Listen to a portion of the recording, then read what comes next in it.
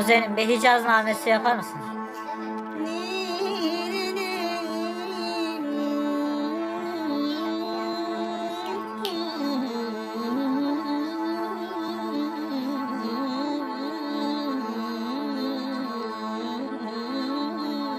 Bir de Arap namesi alalım. Ya kul huvel ubad ya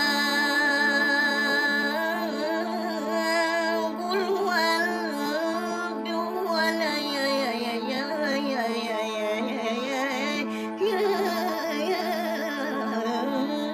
ya kalbi.